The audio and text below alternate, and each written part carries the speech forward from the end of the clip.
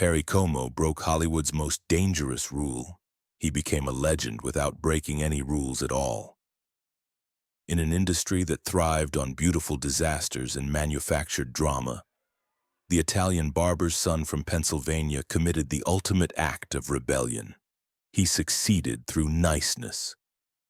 While Frank Sinatra seduced and scandalized, while Dean Martin drank his way to charm, Perry Como simply sang, and in that simplicity lay a subversive power that Hollywood still doesn't understand.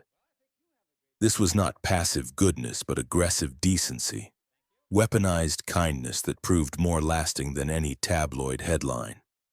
The man in the cardigan sweater didn't just refuse to play by show business rules. He wrote new ones demonstrating that effortlessness could be the highest form of art and that the most radical thing you could do in a world obsessed with drama was to remain relentlessly, dangerously decent.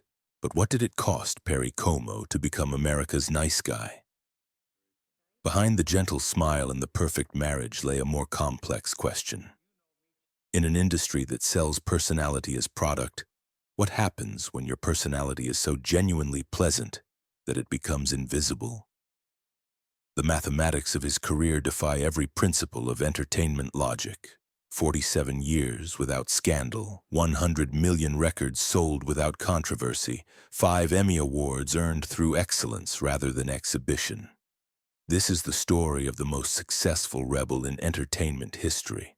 A man who discovered that the most subversive thing you can do in Hollywood is refuse to be subversive at all. Perry Como didn't conquer the entertainment industry. He simply outlasted everyone who thought they had. Pirino Ronald Como entered the world on May 18, 1912 in the small steel town of Canonsburg, Pennsylvania. As the 7th of 10 children born to Pietro Como, a mill worker whose calloused hands and unwavering work ethic would define his son's approach to everything that followed. The Como household operated on principles that would later define Perry's entire approach to success. Work was sacred, family came first, and the customer was always right. Pietro Como's mill job meant long hours and dangerous conditions, but he never brought work stress home to contaminate the family's evening music sessions. Young Perry absorbed this lesson about compartmentalization, the understanding that professional excellence required personal stability rather than personal sacrifice.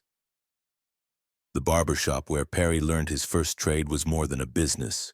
It was a laboratory for studying human nature. Every customer who sat in his chair taught him something about the psychology of service, that people wanted to look good but also feel comfortable. That technical skill meant nothing if the customer felt rushed or unwelcome, that the best advertisement was a satisfied client who looked forward to returning. These early lessons in effortless service would prove revolutionary when applied to entertainment. Could anyone have predicted that these barbershop principles would revolutionize American entertainment?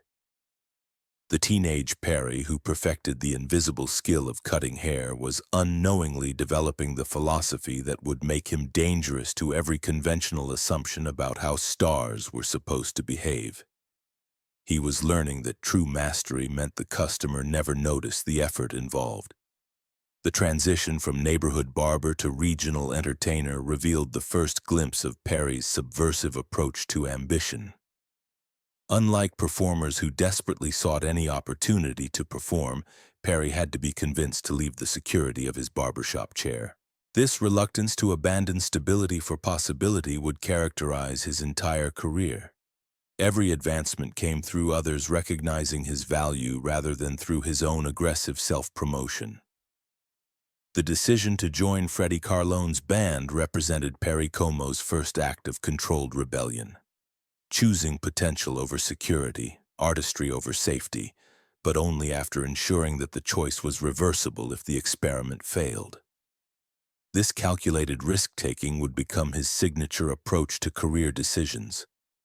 Never reckless, always strategic, but ultimately guided by artistic integrity rather than financial consideration. The early years with Carlone's band were a traveling education in the realities of professional entertainment. but they also revealed Perry's first glimpse of the industry's darker undercurrents.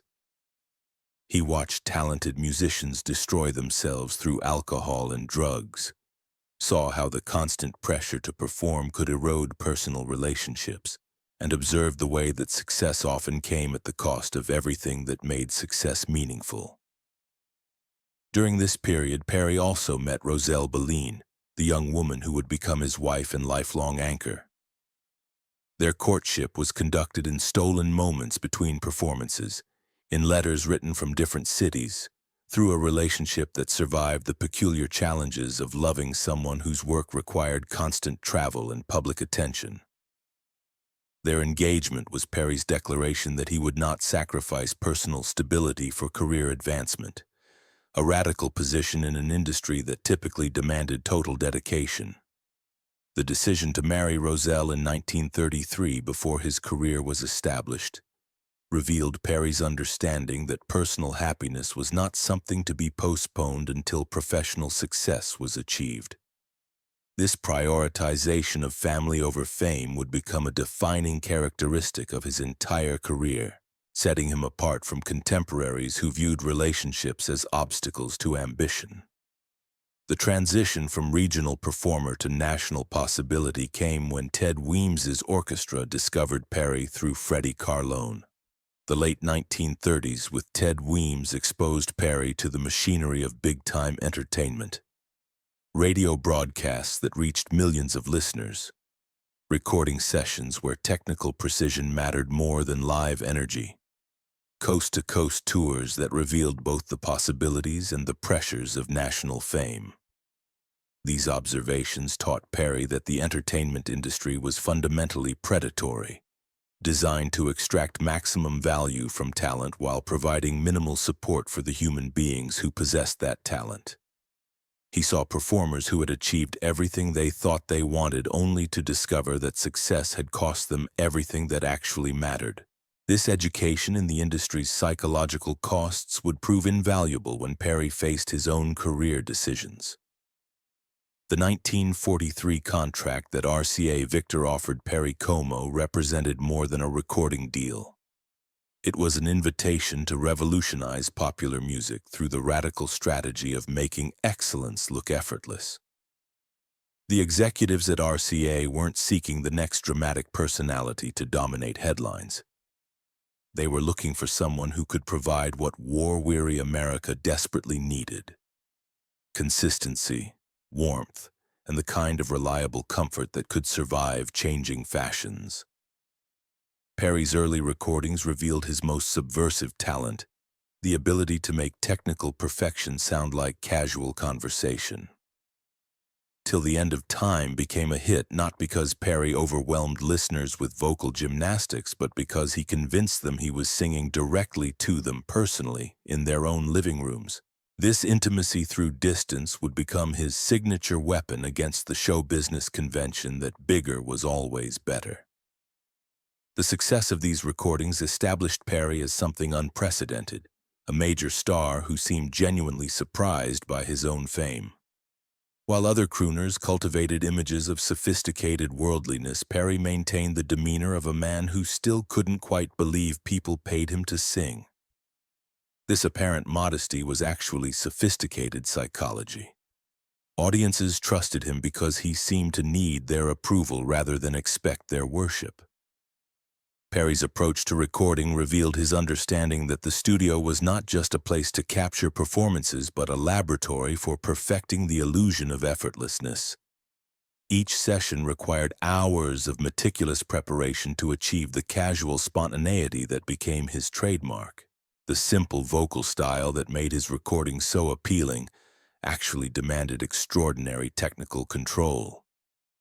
Maintaining perfect pitch and rhythm while sounding completely unstudied required a level of professional discipline that few recognized.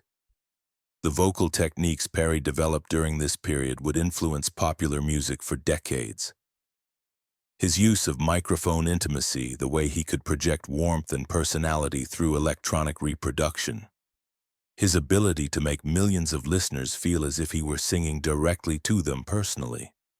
These innovations established templates for recorded performance that subsequent generations of artists would study and emulate. But Perry's true revolution was psychological rather than technical. He understood that audiences in post-war America were exhausted by drama and hungry for comfort. While other performers offered escape through fantasy or excitement, Perry provided something more valuable: the reassurance that excellence could be achieved without sacrifice, that success didn't require suffering, that entertainment could be nourishing rather than merely distracting. The Grammy Award for Catch a Falling Star in 1958 represented more than recognition for a single recording. It acknowledged Perry's role in establishing new standards for popular music. The song became the first single to achieve gold certification, but more importantly, it demonstrated that music could be both commercially successful and artistically sophisticated without being pretentious or alienating to mainstream audiences. During this peak period, Perry's recording sessions became legendary in the industry for their professionalism and efficiency. While other stars arrived late, unprepared, or accompanied by entourages of hangers-on, Perry showed up on time, knew his material thoroughly, and treated studio musicians and technical staff with the same respect he showed to record company executives. This behavior was so unusual in the entertainment industry that it became part of his professional reputation. The transition from recording success to television pioneer revealed Perry's most revolutionary insight: that the new medium's greatest power lay not in spectacle but in the illusion of authenticity. When the Perry Como Show debuted in 1948, it established a template for television performance that prioritized comfort over excitement, conversation over presentation, reliability over surprise. The show's set was designed to feel like visiting a friend rather than attending a performance. Perry's famous Cardigan sweaters weren't fashion statements but psychological signals.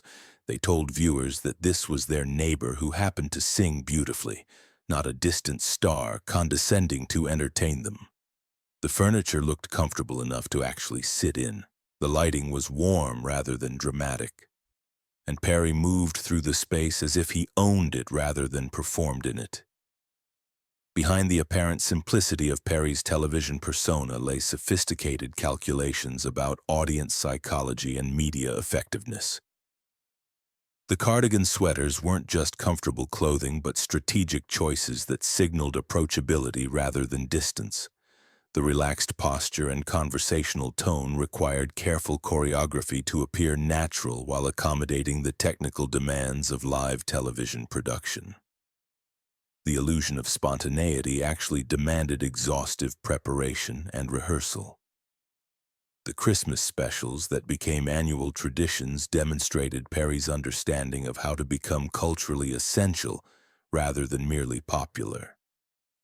These weren't just seasonal entertainment, but rituals that families planned their holidays around, making Perry as indispensable to American Christmas as traditional carols or decorated trees.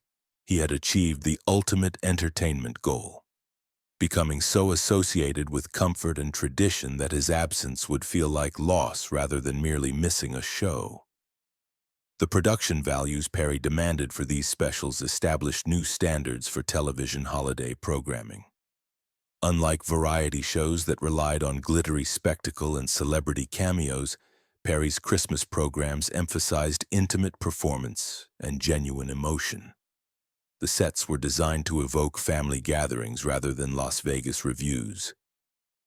The lighting created warmth rather than drama, and the pacing allowed for moments of quiet reflection that acknowledged the deeper meanings of the holiday season. The competitive landscape of the 1950s entertainment provided the perfect contrast to highlight Perry's revolutionary approach to celebrity.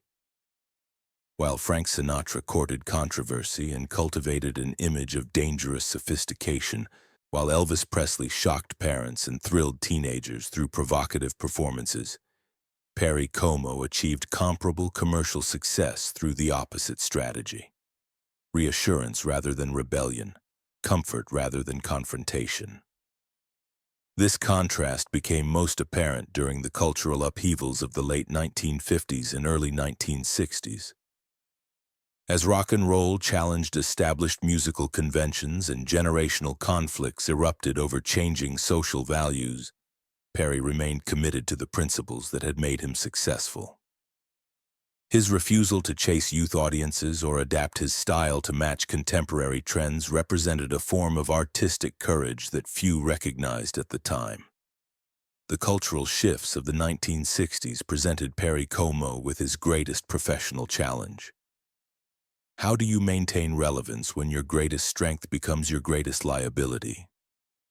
The emergence of rock and roll, the British invasion, and the counterculture movement represented everything Perry was not: aggressive, rebellious, youth-oriented, and committed to disrupting rather than comforting established social norms. The generation gap that defined the decade placed Perry in an impossible position. Younger audiences viewed his gentle approach as evidence of artistic complacency, while older fans appreciated his consistency but lacked the cultural influence to support new artistic ventures. This demographic split forced Perry to confront questions that went beyond career strategy to fundamental issues of artistic identity and cultural relevance. Perry's response to these pressures demonstrated both his artistic integrity and his strategic sophistication. Rather than desperately attempting to modernize his image or chase younger audiences through inappropriate material, he made a more radical choice. He doubled down on being himself, refusing to compromise his artistic identity for temporary relevance. This decision required courage that few recognized at the time. The albums Perry recorded during this transitional period revealed an artist grappling with changing cultural circumstances while maintaining his essential character. Records like Look to Your Heart and The Scene Changes acknowledged contemporary musical developments while preserving the qualities that had made Perry's work distinctive. These recordings served existing fans while attracting new listeners who discovered that Perry's music offered qualities increasingly rare in contemporary entertainment. The decision to scale back his television commitments revealed Perry's understanding that knowing when to leave was as important as knowing how to arrive. Unlike performers who overstayed their welcome or desperately clung to fading relevance, Perry chose to step away from regular television while his reputation remained intact. This withdrawal was characteristically thoughtful and gradual, allowing audiences to adjust to his reduced presence rather than shocking them with sudden absence. The concerts Perry performed during the 1970s and 1980s demonstrated his continued appeal to audiences who valued craftsmanship over novelty. These performances revealed an artist who had aged gracefully, gaining character without losing his essential warmth. Perry's voice carried new depths of experience while maintaining the technical precision that had always characterized his work. The international success of these later performances provided perspective on Perry's cultural significance that domestic critics often missed. European and Asian audiences who encountered Perry's work during this period appreciated qualities that American entertainment culture was beginning to devalue: reliability, sophistication, emotional authenticity. These international responses suggested that Perry's approach to popular music possessed lasting value that transcended temporary cultural fashions. The honors that accumulated during Perry's later years, Grammy recognition, Emmy Awards, the Presidential Medal of Freedom, acknowledged not just artistic achievement but his cultural role as a stabilizing force during decades of rapid social change. These accolades recognized that Perry had provided consistency during periods when consistency was exactly what American audiences needed, even if they didn't always appreciate it at the time. The private struggles that Perry faced during this transitional period remained largely hidden from public view, but they were nonetheless real and significant. The psychological adjustment required to move from cultural centrality to cultural periphery challenged even someone as emotionally stable as Perry. Family members later revealed that he experienced periods of self-doubt and questioning about whether his artistic choices had been correct. The family dynamics that sustained Perry through decades of public life revealed the most revolutionary aspect of his approach to fame. His understanding that celebrity was a job rather than an identity. While other entertainers struggled with the psychological challenges of maintaining public personas, Perry compartmentalized his professional and personal lives in ways that protected both his family relationships and his mental health.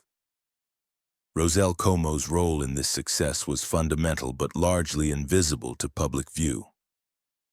She provided the emotional stability that allowed Perry to remain grounded despite the disorienting effects of fame, while carefully avoiding the spotlight that might have compromised their family's privacy. Their partnership represented a conscious choice to prioritize personal relationships over public attention. The Como children, Ronnie, David, and Terry, grew up with unique insights into the costs and benefits of having a famous parent. Perry's commitment to protecting their privacy while maintaining his public career required sophisticated boundary management that few entertainers successfully achieved. His decision to decline many lucrative opportunities that would have required extensive travel demonstrated his understanding that some forms of success were too expensive if they came at the cost of family relationships. The final years of Perry Como's life were lived according to the same principles that had guided his career. Focus on what mattered most while letting everything else fade gracefully into the background. His devotion to Roselle during her illness and after her death in 1998 demonstrated the same loyalty and steadiness that had made his music so enduring. When Perry Como died on May 12, 2001, just 6 days before what would have been his 89th birthday, he passed away at his home in Jupiter Inlet Colony, Florida, surrounded by family and free from the scandal or controversy that had marked the final chapters of so many entertainment careers. The peaceful nature of his death seemed fitting for a man who had spent his life providing comfort to others. The immediate reaction to news of Perry's death revealed the extent to which he had succeeded in his lifelong project of making excellence look effortless. Tributes poured in from fellow entertainers, music critics, and ordinary fans who recognized that they had lost not just a performer but a reminder of what entertainment could accomplish at its best. The funeral service reflected the same unpretentious dignity that had characterized his career. No elaborate public ceremonies or media spectacles, just family, friends, and colleagues gathering to honor a man who had spent his life making others feel welcome. The simplicity of the arrangement served as a final demonstration that Perry had never confused fame with importance, success with meaning. What hidden costs of his strategy might still remain unexplored? The tributes that followed his death revealed something telling about how the entertainment industry remembered him. He was universally praised for his kindness and professionalism, but rarely mentioned in discussions of artistic innovation or cultural influence. The same qualities that had made him beloved had also, in some ways, made him invisible to serious critical consideration. Perry's influence on contemporary entertainment remains largely unacknowledged, yet his model of sustainable success without personal destruction offers lessons that seem increasingly relevant. In an era when celebrities struggle with mental health crises, social media controversies, and the psychological costs of constant public scrutiny, Perry's example demonstrates that it was possible to maintain both artistic excellence and personal happiness. The continued popularity of his recordings decades after his death proves that Perry's music possessed the timeless qualities he had always sought to achieve. Christmas celebrations still feature "It's Beginning to Look a Lot Like Christmas." Romantic occasions still include "And I Love You So." Wedding receptions still play magic moments, because these songs capture emotions that remain constant across generations and cultural changes. The streaming services and digital platforms that have transformed music consumption have revealed new dimensions of Perry's lasting appeal. Younger listeners discovering his work through these technologies often express surprise at the sophistication and emotional depth of recordings they had expected to find quaint or outdated. This cross-generational appreciation suggests that Perry's emphasis on universal human emotions rather than contemporary cultural references had been strategically wise. The music industry that exists today would be almost unrecognizable to Perry Como. Yet his career offers a counterpoint to contemporary entertainment culture that emphasizes manufactured controversy and constant self-promotion.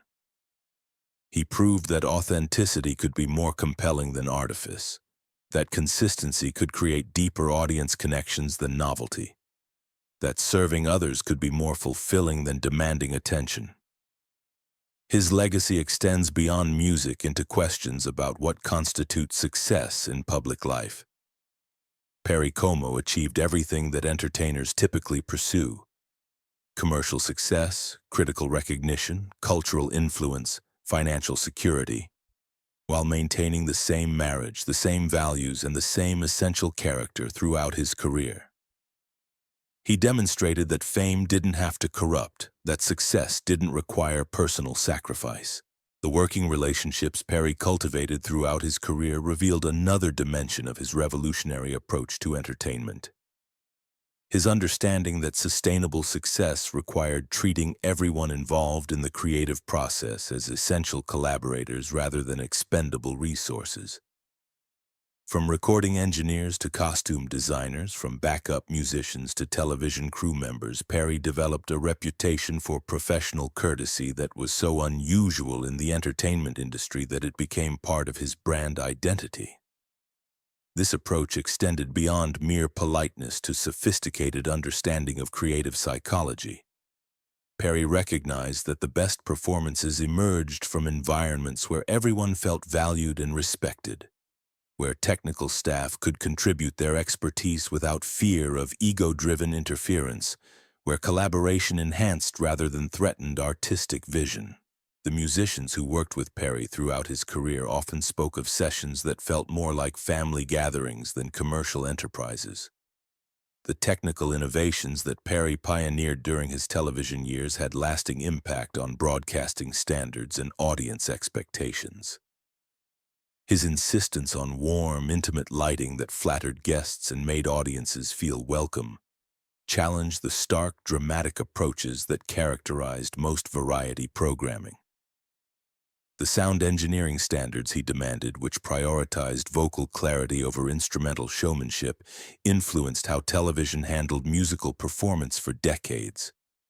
Perry's approach to guest selection for his television programs revealed his understanding of entertainment as service rather than ego gratification. Rather than booking only A-list celebrities who might overshadow him, Perry frequently featured emerging artists, older performers whose careers were in decline, and international artists who rarely appeared on American television. This programming philosophy created a sense of discovery and inclusivity that made his show essential viewing for music lovers seeking new experiences. The rehearsal processes Perry developed for his television productions became legendary in the industry for their efficiency and creativity. Unlike many variety shows where chaos and last-minute changes were considered normal, Perry's productions ran with clockwork precision while maintaining spontaneous energy. This required extensive preparation disguised as casual presentation. Every seemingly impromptu moment was carefully planned and rehearsed. The international touring that Perry undertook during his peak years provided insights into his adaptability and cultural sensitivity.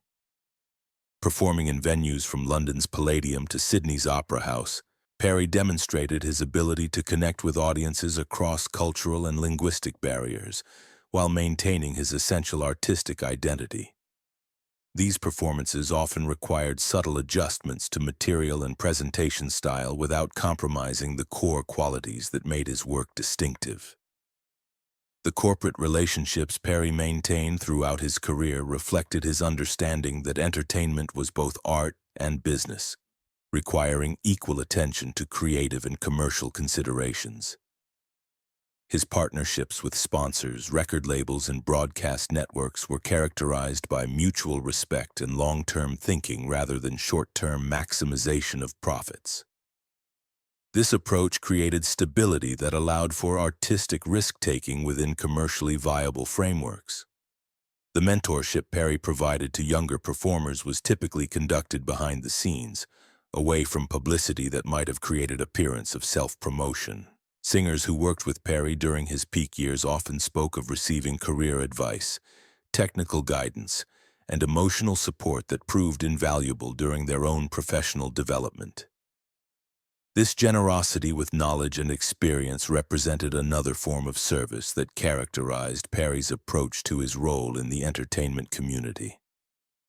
The personal habits and daily routines that sustained Perry through decades of performance pressure revealed the discipline that made his apparent effortlessness possible. His commitment to physical fitness, vocal exercises, and mental preparation required the same dedication that athletes brought to their training regimens. The casual presentation that audiences loved was actually the result of rigorous professional preparation that few observers recognized or appreciated. The fashion choices that became so associated with Perry's image, particularly the Cardigan sweaters that symbolized comfort and approachability, were strategic decisions that required careful consideration of color, fabric, and fit to achieve the desired psychological effect through television cameras. What appeared to be casual clothing was actually sophisticated costume design intended to support specific performance objectives while maintaining the illusion of spontaneous authenticity. The investment strategies that provided financial security for Perry's later years reflected the same conservative principles that guided his artistic choices. Rather than pursuing high-risk, high-reward opportunities that might have generated greater wealth, Perry focused on building assets through careful planning and diversified holdings that would provide stability regardless of changes in entertainment industry economics. This approach allowed him to make artistic decisions based on creative merit rather than financial necessity throughout his career. The technological changes that transformed the entertainment industry during Perry's career required constant adaptation while maintaining artistic consistency. From the transition from radio to television, to the emergence of stereo recording, to the development of cable programming and early digital distribution, Perry navigated major technological shifts by focusing on how new capabilities could enhance, rather than replace the fundamental human connections that made entertainment meaningful. The health challenges that Perry faced during his later years were handled with characteristic discretion and dignity. Rather than using medical issues for publicity or sympathy, Perry quietly adjusted his professional commitments to accommodate physical limitations while maintaining the quality standards that had defined his career. This approach required honest self-assessment and willingness to prioritize long-term well-being over short-term opportunities. The cultural impact of Perry's approach to celebrity extended beyond entertainment into broader questions about public behavior and social responsibility. His example demonstrated that fame could be used as a platform for positive influence rather than personal gratification, that public visibility came with obligations to serve rather than exploit audience attention. This understanding of celebrity as stewardship rather than privilege influenced how subsequent generations of performers approached their relationships with fans and media. The academic studies of Perry's career that have emerged in recent years have begun to recognize his contributions to American popular culture that were overlooked during his lifetime. Scholars now acknowledge his innovations in television programming, his influence on subsequent generations of performers, his role in establishing new standards for celebrity behavior. This critical reevaluation suggests that history may judge Perry's contributions more favorably than his contemporaries did. The question that defines his ultimate legacy has evolved from whether his approach could work in contemporary media environments to whether contemporary culture might benefit from rediscovering the principles that guided his career. As audiences become increasingly fatigued by manufactured controversy and artificial drama, Perry's example of achieving success through consistency, kindness, and genuine talent offers an alternative model that may be more relevant now than it was during his lifetime. Perry Como's rebellion was quiet but complete. He refused to let the entertainment industry change who he was, choosing instead to prove that goodness could be compelling, that niceness was its own form of rebellion, and that sometimes the most radical thing you can do is simply remain decent while everyone around you chooses drama. His career demonstrated that entertainment could serve purposes beyond mere distraction, that sustainable success could be built on foundations more solid than controversy, and that the most lasting impact often comes to those who understand their role is to serve audiences rather than shock them. The morning light that streams through windows around the world today still occasionally carries Perry Como's voice, whether through streaming services introducing his work to new listeners or through the countless covers and interpretations of his songs by contemporary artists. His music continues to provide what it always provided, proof that excellence and kindness are not mutually exclusive, that success need not require personal sacrifice, and that the most powerful performances often emerge from the simplest human truths. Whether current and future generations will choose to learn from his example or dismiss it as irrelevant to contemporary realities may determine not just how Perry Como is remembered, but what kind of entertainment culture we choose to create and support.